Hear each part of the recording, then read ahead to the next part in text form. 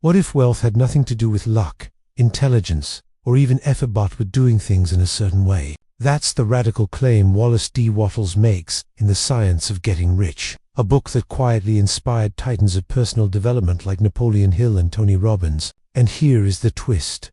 This early 20th century manual on success sounds suspiciously like what modern books Atomic Habits, Think and Grow Rich, Rich Dad, Poor Dad, The Psychology of Money, Your Money or Your Life are now shouting from the rooftops. Wattles didn't just write a book. He planted the seed of an idea that keeps growing. Let's explore the roots, the growth, the thorns, and the fruit of this mind-altering little classic. Wallace D. Wattles was born in 1860 into modest circumstances in the post-Civil War United States. Far from a celebrated intellectual, Wattles spent much of his life experimenting on himself, trying to rise from poverty by mastering the power of thought and action. Deeply influenced by the New Thought movement, which fused spiritual belief with mental discipline, Wattles believed the mind could shape material reality. His major works, including The Science of Getting Rich, were not commercial smashes in his lifetime. He died in 1911, but his ideas sparked movements that are still reshaping lives today.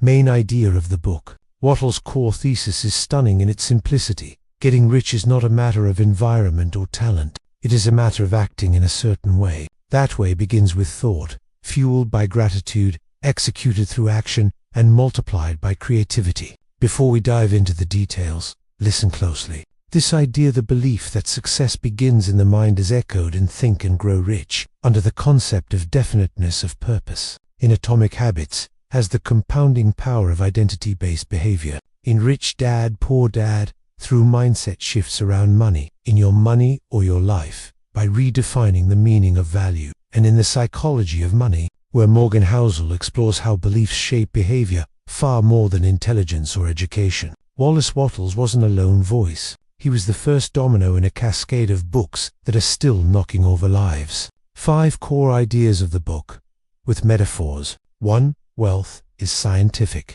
not random. Getting rich, Wattles insists, is like baking a cake. If you use the right ingredients, in the right order, at the right temperature, you will get a cake. No luck required. He calls this the certain way. It's a process that can be repeated by anyone. 2. Thoughts are creative forces. Your mind is the architect, and the universe is the construction crew. What you consistently think about becomes blueprints for your reality. Picture your thoughts as invisible seeds. You plant them in the soil of the universe, and if you tend them with focus, they grow. 3. Gratitude aligns you with abundance. Gratitude is not just politeness, it's a tuning fork. It aligns your internal frequency with the vibrations of abundance. Imagine trying to find a radio station while stuck between static. Gratitude helps you lock into the signal. 4. Action must follow. Taught, you can't just wish for wealth. You must act now with precision and purpose. Think of it like having a GPS set to your destination, but never stepping on the gas. Wattles insists, action is the only way to complete the circuit. 5. Create. Don't compete. Wattles warns against scarcity thinking. If you believe there's only so much to go around, you'll always fight for crumbs. But if you believe you can create new value, new products, new services, new solutions, you expand the peak. Think of yourself not as a customer in the bakery, but as the baker. 4 criticisms of the book. 1. It oversimplifies reality. While compelling, the idea that anyone can get rich by thinking and acting in a certain way ignores systemic barriers like poverty, education, discrimination, and mental health. 2. Vague terminology. Phrases like formless substance in certain ways sound mystical and are never clearly defined. It borders on spiritual abstraction rather than practical clarity. 3. Lacks evidence.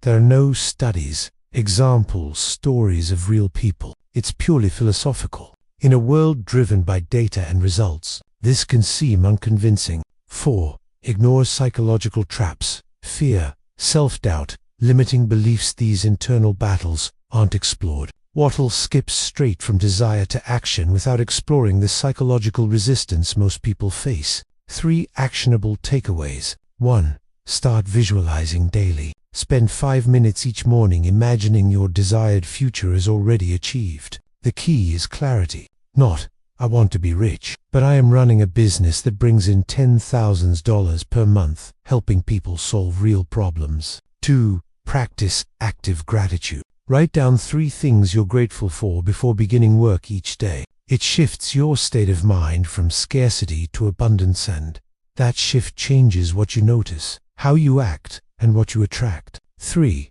Act now, not later. Stop waiting for the perfect plan. Wattles says you already have everything you need to start. Your job is not to know every step in advance. It is to take the next step in front of you with excellence. Overlaps with other iconic books. Let's now take Wattles' blueprint and line it up with 5 modern masters. Here's where his ideas quietly shape the very foundation of today's success literature.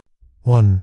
Think and Grow Rich by Napoleon Hill. Hill expands Wattles' concept of mental image and desire into a full-blown philosophy of definiteness of purpose, persistence, and faith. Both authors believe that wealth begins in the mind. Hill simply adds structure, mastermind groups, transmutation of energy. But the heartbeat is the same. Your thoughts are your wealth. Hidden takeaway: desire isn't enough. You need a definite desire, a plan, and belief that borders on obsession. 2. Rich Dad, Poor Dad by Robert Kiyosaki. Kiyosaki emphasizes financial education, but what really separates his rich dad is mindset. The poor see obstacles, the rich see opportunity. Wattles calls it creating versus competing. Kiyosaki turns that into choosing assets over liabilities, cash flow over status. Hidden takeaway: don't just earn money. Build systems that create value while you sleep. 3. Atomic Habits by James Clear. Wattles talks about doing things in a certain way. James Clear shows us how through identity-based habits and environment design. Wattles gives us the philosophy. Clear gives us the operating system. Hidden takeaway: small, repeated actions rooted in purpose will always beat random hustle. 4. Your Money or Your Life by Vicky, Robin, and Joe. This book reframes money as life energy. Wattles reframes wealth as creative expression. Both argue that money should serve your values, not enslave you. Earning isn't the end, it's the means to a purposeful, joyful existence. Hidden takeaway: you're not chasing dollars, you're reclaiming time and meaning. 5. The Psychology of Money by Morgan Housel. Housel reveals that wealth has little to do with intelligence and everything to do with behavior. Wattles says much the same. Wealth isn't about knowledge, it's about mindset, gratitude, and aligned action. Hidden takeaway: your financial outcomes are a mirror of your emotional discipline, not your IQ. So let me ask you this: if your current wealth was the exact reflection of your most dominant thoughts in the last 30 days, would you be honest with yourself? And then tell me in the comments, what one belief are you ready to change starting today? This isn't just a book review. This is a challenge, because the science of getting rich isn't about becoming greedy, it's about becoming capable of turning thoughts into things, ideas into income, and life into something extraordinary. Your move